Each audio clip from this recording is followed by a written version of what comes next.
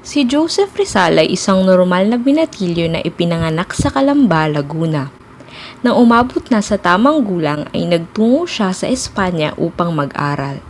Bukod sa kanyang pamilya at kasintahan, pinagtutuunan niya rin ng pansin ang kanyang alagang matching na nagngangalang Chingching.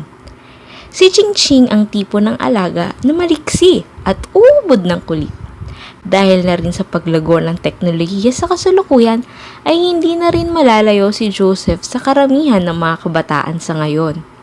Mahilig siyang makisabay sa uso, magbabad sa harap ng computer, at magubos ng oras kakapindot ng kanyang smartphone. Ngunit sa kabutihang palad, hindi siya gaya ng nakararami. Ginagamit niya ang teknolohiya upang maipamalas ang kanyang kakayahan sa pagsusulat. Hiling niya magsulat ng iba't ibang tula at sanaysay at pagkatapos ay pinupost niya ito sa kanyang social media accounts.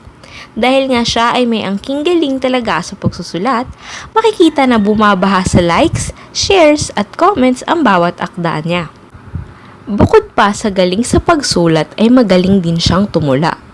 Kaya naman noong pinatula siya habang sila ay naglalakbay sa isang lugar, ay agad niyang itinula ang kanyang gawang pinatutula ako, na siya ring makikita sa kanyang Facebook, Twitter at Tumblr.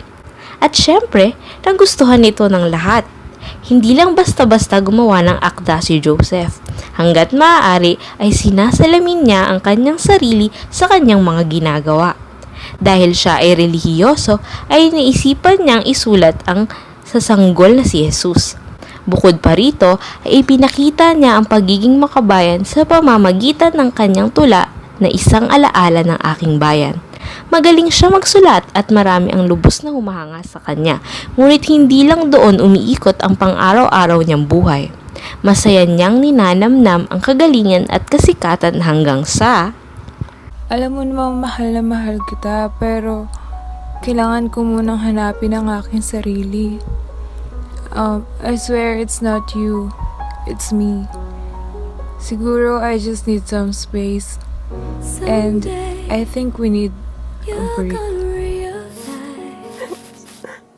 Pero Mary, hindi na ba talaga magbabago ang isip mo? Kung yan talaga ang desisyon mo, irespeto ko. Sa kabilang banda naman ng mundo, sa pagitan ng Laguna at Tayabas sa Pilipinas, nakatira ang isang nakabibighaning dalagita. Matangkad, balingkinitan, bilugan at may itim na mga mata, mahaba at malagong buhok, kayumangging kaligatan, maliit na mga kamay at paa at misteryosa, ganyan ilarawan si Mary makiling ng bawat nakakakita sa kanya. Maraming haka-haka ang mga taong nagagawi sa kagubatan tungkol sa kanyang itsura at mga ginagawa. Sinasabi ng ilan sa kanila na nakita daw nila si Mary na nakaupo ng matagal sa bato sa tabing ilog habang pinagmamasda ng agos ng tubig. Isang araw ay may isang mga ngaso ang humuhuli sa isang baboy damo. Sa kanyang pagsunod dito ay natagpuan niya ang isang kubo. Hindi nagtagal ay may biglang lumabas mula rito. Sino ka? Anong ginagawa mo dito? Hindi mo ba alam na trespassing ang ginagawa mo? Sinundan ko lang ang huhulihin ko sanang baboy damo. Ako ang may-ari ng hinuhuli mong baboy na mo. At dahil sa iyong kapangahasan na hulihin siya tuloy ay nasaktan. Hindi ka ba naawa? Huwag mo na siyang hulihin. Pumasok ka na muna at kumain bago ka magpatuloy sa iyong paglalakbay. Magpahinga ka muna. Tutal, nakikita kong ikaw din ay may sugat. Ang weird naman ng babaeng to.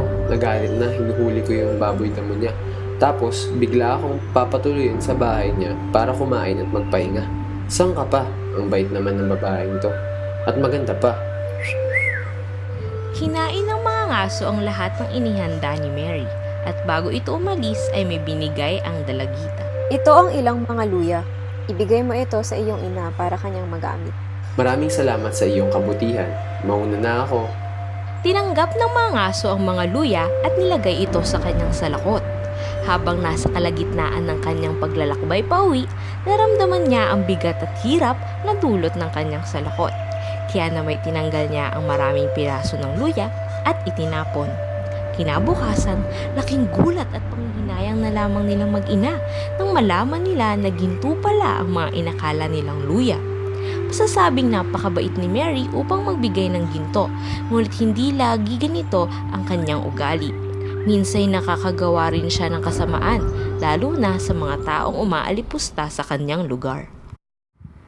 Dahil sa biglaang pakikipaghiwalay ng kanyang kasintahan, labis na nalungkot si Joseph, kaya napag-isipan niyang magpakalayo-layo muna kasama ang kanyang alaga na si Ching Ching. Kaya naman nang sumapit ang kanilang bakasyon, dali-dali siyang lumipad pabalik sa kanyang pinanggalingan, ang Pilipinas. Habang nasa biyahe, naisipan niyang magsulat ng ang kinalabasan sa bandang huli ay isang tulang pinamagatan niyang awit ng manlalakbay. Naisip niyang bumisita sa lugar kung saan siya ipinanganak at napagtanto niyang maraming magagandang lugar doon ang hindi niya pa kailanman napupuntahan. Nakita ko sa website ng When in Manila na maraming bagong bukas na #Instagram-worthy cafe sa Los Baños. Tapos, marami rin daw ang #breathtaking na mga tanawin doon. Sabi, ang masasarap na mga pagkain na sinaserve. #food trip na ito! Hala! Muntik ko na makalimutan. Siyempre, ang #beautiful na Mount Makiling. Tamang-tama. Doon na muna akong pupunta. Kailangan ko mag-aliw sa magandang lugar para makapag-soul searching. Kailangan ko mag-move on. Hindi pwedeng forever #bitter ako. Pagkatapos mag-cafe hopping at food trip ni Joseph at Ching Ching sa Los Baños kung saan maraming tao, bigla na namang nakaramdam ng lungkot si Joseph. Dahil dito ay ninais ng mapag-isa. Dulot na rin ng kalungkutan ay napagdesisyonan niyang sa Mount Makiling magpalipas na gabi. Buti pa dito tahimik at walang sagabal, no, Ching Ching? Huni ng ibon, tunog ng agos ng tubig, at paggalaw lamang ng mga halaman ang maririnig ko. Malamang, marami na naman akong nito masusulat na entries para sa aking FB Twitter blog. Bago pa man dumilim ang langit, naglatag na agad siya ng kanyang matutulugan at inayos ang kanyang mga gamit. Nagluto na rin siya at kumain. Mga bandang 5:00 ng hapon, naisipan niya mag-ikot upang maghanap ng batis at sa kanyang pag-iikot ay... Ang ganda naman talaga dito. Nakakatuwa na napanatili nila yung natural na ganda ng kalikasan. Mga picture-picture nga para sa vlog ko. Tara dito, Ching Ching! #selfie! At habang abala si Joseph sa kanyang pagkuha ng mga litrato, hindi niya namalaya na napadpad siya sa isang kubo. Dahil sa pagkamangha at kuryosidad ay naisip niyang pasukin ito at hindi man lang naisip na kumatok at magtanong kung may nakatira dito. Sa kanyang pagpasok ay laking gulat niya nang makita niya ang isang babaeng nakatalikod. Pasensya na ha, miss. Hindi ko sinasadyang pumasok ng bigla. Nagandahan lang kasi ako sa iyong tahanan. Kakaiba at bago at wala nito sa Espanya. Pasensya na talaga ha. Kung hindi mo naman mamasamain, ay maaari ko po bang malaman ang iyong pangalan? Humarap ang babae kay Joseph. Hello. Walang problema. Di mo naman ako naistorbo. Sa katunayan nga ay natutuwa ako kapag may naparirito sa aking lugar. Sige, umupo ka muna at maghahanda ako ng kaunting merienda. God gave me you to show me what's real. Labis na nabighani ang binatilyo sa dalagita at hindi siya nakagalaw at nakapagsalita. Okay ka lang ba? Para kang nakita ng multo. Kumain ka na ba?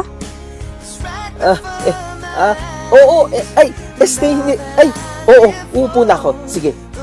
Hindi pa ako kumakain. Kaya naman. At nag-abala ka pa. Pero syempre, sino ba naman ang tatanggi sa pagkain? Ito nga pala, si Ching Ching. Alaga ko to. Siya ang kasama ko pumunta dito. Nagkwentuhan at kumain ang dalawa na madali namang nagkapalagayan ng loob. Sa kanilang pagkwekwentuhan ay hindi nila namalaya na lumalalim na ang gabi. Gabi na pala. Mauna na ako siguro Mary.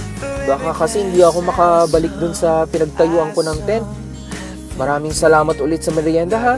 At kinagagalak ko talagang makilala ka. May Facebook, Twitter, Instagram at Tumblr ka ba? Ano ka ba? Walang anuman. O siya, sige, mauna ka na. Mag-iingat ka sa daan ha.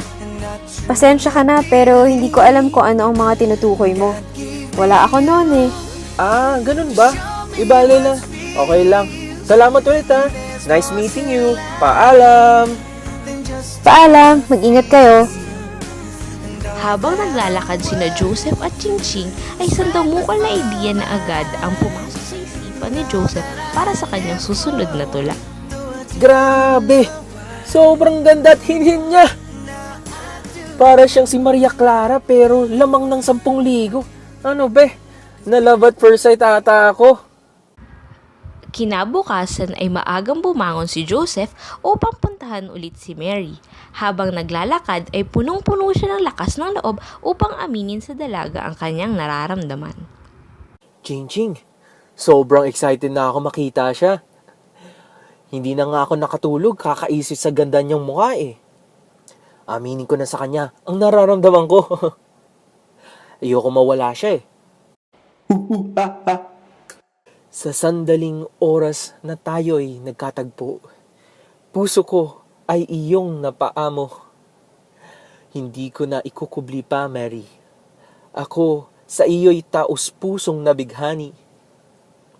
Bukod pa sa iyong angking kagandahan, nangingibabaw sa bawat kilos mo ang taglay na kabutihan. Nais kong makilala ka pa ng masinsinan. Ito ang aking hiling. Ako ba'y iyong pagbibigyan? Okay ba yun, Ching? Hindi naman ba corny? Nang nasa harap na sila ng kubo ni Mary ay biglang tinubuan ng kaba at hiya si Joseph. Bigla siyang napaatras. Hala, Ching. Parang hindi ko na ata kaya. Nahihiya ako. Nakakatorpe. Ayoko na. Habang nagdadalawang isip si Joseph at kinakausap si Chingching, hindi niya napansin ang pagdating ni Mary. Uy, Joseph, bumalik ka. May matutulong ba ako sa'yo? Okay ka lang ba? Ay, nandiyan ka pala. Wala naman. Bibisita lang sana. Tara, tuloy ka. Sakto at magluluto na ako ng pang-almusal. Ay, salamat. Sige ha, magluluto lang ako. Magkwento ka naman tungkol sa'yo. Anong mga hilig mong gawin? Ako? Mahilig ako magsulat ng mga tula. Ay talaga? Sample naman!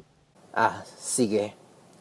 Itong tula kong ito ay pinamagagatang kong ang awit ni Maria Clara. Okay?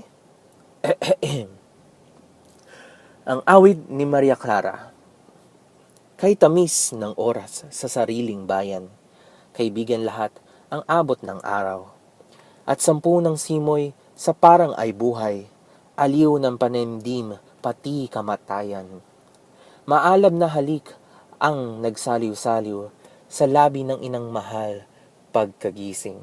Ang pita ng bisig ay siya'y yapusin, pati mga matahi ngumiti man din. Kung dahil sa bayan kay tamis mamatay, doon sa kasuyo ang abot ng araw. Kamatayan pati ng simoy sa parang sa walang pag-ibig ni ina ng bayan. Ang galing mo naman pala. Meron ka pa bang ibang tula? Sa katunayan, meron pa, pero mamaya na lang siguro. Walang problema. Teka, bakit ang awit ng Maria Clara ang pamagat? Pwede namang ang awit ni Sarah Geronimo. O kaya ang awit ni Taylor Swift. Bakit Maria Clara? Oo nga eh. Pero kasi ang tula na ito ay matatagpuan sa libro kong Noli Me Tangere, kung saan bida si Maria Clara.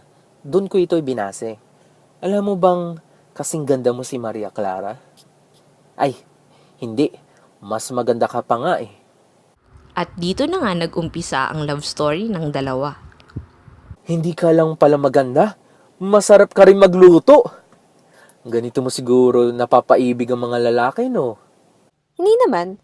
Sa katunayan nga ay hindi talaga ako mahilig makisalamuha sa ibang tao. Ikaw pa lamang. Nga pala, ano na yung isa mo pang tula? Ganun ba? O nga pala, yung isa ko pang tula ay siyang kantahin. Pero dahil nahiya ako, tutulain ko na lang. Pamagat pala niya ay kundi man. Kundi man, tunay nga yung umidyaring dilat puso. Sintay umiilag, tuway lumalayo. Bayan palibhasay lupig at sumusuko sa kapabayaan ng nagturong puno. Tatapwat muling sisikat ang araw, pilit maliligtas ang inaping bayan. Magbabalik man din at muling iiral ang ngalang Tagalog sa sandaigdigan. Ibubuhos namin ang dugot babaha, matubos nga lamang ang sa amang lupa. Habang di ninilang panahong tadhana, sintay tatahimik, iidlip ang nasa. Ang galing! Kitang-kita ko na mahal mo ang Pilipinas. Oo, pero mas mahal kita. Habang abala sina Mary at Joseph sa pag-uusap tungkol sa kanilang mga interes sa buhay, hindi nila napansin ang pag-alis ni Ching Ching. Sa sobrang tagal mag-usap ng dalawa ay na-bored si Ching Ching at naisipan niyang lumabas at maglibot-libot. Sa kanyang paglilibot ay napadpad siya sa may ilog at doon naman niya nakita si Gonggong na nakatingin sa kung anuman. Uy, Gonggong, anong ginagawa mo dyan? Anong tinitignan mo? Uy, Ching Ching! Hello! Ikaw yung alaga ni Joseph, diba? Tinitignan ko yung puno ng saging. Tara, tulungan mo akong dalhin ito sa pantalan. Tinulungan naman ni Ching Ching si Gonggong na dalhin ng malagong puno ng saging na hitik sa bunga palapit sa kanya. O siya, sige, Ching Ching. Paghatian na lang natin ito at itanim. O sige, hatiin na natin sa gitna. Sa akin yung may bunga ha. Sa akin yung taas na bahagi. Malamang tutubo ito ng mas mabilis kasi mas maraming dahon. Hihihihihi. Sige. Wala naman akong magagawa eh. Sa akin na lang itong babang bahagi. Ang plain naman itong bahagi na napunta sa akin. Pero may ugat naman. So, okay na rin. Ilang araw pagkatapos nito ay nagkita muli si Joseph at Mary, kaya naman nakatakas ulit si Gonggong at Ching Ching. Uy, hello, Ching Ching! Kamusta na ang puno mo ng saging? Malas, matagal na siyang namatay. Eh yung sa'yo, Gonggong. Ay, ganun ba? Yung sa akin, sobrang okay as in. Sa katunayan nga, ay nagkaroon ito ng maraming dahon at prutas.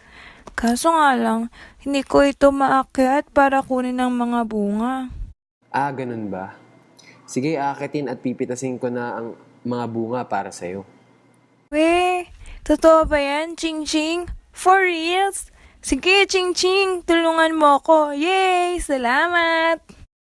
Agad-agad silang pumunta sa pinagtaniman ni Gonggong ng puno ng saging. Pagkakita ni Ching Ching sa mga nagdidilawang saging at malalaking berdeng dahon ay walang sabi-sabing inakyat niya ito at nilantakan ang mga bunga. Uy, mukhang sarap na sarap ka dyan ah. Baba ka naman dito, bigyan mo naman ako. Ayoko nga. Magtiis ka. Hindi ka marunong umakyat. Kung nagkataon man, pwedeng kainin ang balat. Hindi pa rin kita bibigyan. Bleh. Ganun ha? Etong sayo. Sa sobrang galit ni Gonggong ay naisipan niyang gumanti kay Ching Ching. Pumunta siya sa may ilog upang pumulat ng matutulis na kabibe at itinanim niya ito sa paligid ng puno ng saging. Pagkatapos nito ay nagtago siya sa isang bao upang hindi mapansin ni Ching Ching. Matapos kumain ay bumaba na si Ching Ching at sa kanyang pagbaba ay nasugatan siya dahil sa mga matutulis na kabibe. Dahil dito ay hinanap niya si Gonggong at nang makita niya ito ay... Pagbabayaran mo ito, papatayin kita. Pero dahil sa mabait ako, kahit papaano, bibigyan kita ng dalawang pagpipilian. Paano mo gustong mamatay? Pupukpukin ba kita ng pandikdik o itatapon kita sa tubig? Anong gusto mo? Yung pandikdik. Takot ako malunod. Aha! Ha! Takot ka palang malunod ah. Sige, lulunurin kita. Binitbit ni Ching Ching si Gonggong at itinapon sa tubig. Ngunit pagkatapon niya dito ay nakita niya naglalangoy ito ng walang kahirap-hirap. Nagawa pa nga nitong tawanan siya at asarin. Ha ha ha ha ha. At sinong nagsabi sa'yo na malulunod ako sa tubig? Ble! Siya nga mo talaga, Ching Ching. Ako? Naloko? Kainis. You can't do this to me. Dali-daling umuwi si Gonggong sa bahay ni Mary habang si Ching Ching naman ay sa tent ni Joseph. Parehong nagsumbong ang dalawang hayop sa kanilang mga amo. Parehong ikinagulat ng dalawang amo ang revelasyon na nakakapagsalita ang kanilang mga alaga. Saktong pagkatapos magkwento ni Ching Ching ay siya ring pagdating ng nakipaghiwalay na kasintahan ni Joseph. I'm sorry, Joseph. Nung umalis ka sa Espanya, napagtanto ko na mahal pala talaga kita. Handa na akong harapin ng lahat kasama ka. Actually, handa na akong pakasalan ka. Mahal mo pa ba ako? Pagkatapos magsumbong ni Gonggong ay galit na pumunta si Mary sa tent ni Joseph. Lalo pang nadagdagan ng kanyang galit nang makitang may kayakap si Joseph na babae. Anong kalokohan to? Manloloko ka, Joseph. Ginamit mo lang ako. Ay, pati yung alaga mo. Manloloko kayong lahat. Mali ang iniisip mo, Mary. Hayaan mo akong magpaliwanag. Umalis na kayo dito sa lugar ko. Umalis na kayong lahat. Pero, Mary, Sinabi kong umalis na kayo dito eh. Ay, At doon na nga nagtapos ang love story ni na Mary at Joseph. Simula rin noon ay hindi na kailanman nagpakita si Mary sa kahit kaninong tao. Bukod pa doon ay wala na rin nakakita sa kanyang pagligo tuwing hating gabi at hindi na rin naririnig ang mapanglaw na tunog ng kanyang alpa. Higit sa lahat ay wala na ring natatanggap ang mga tao na regalo mula sa kanya.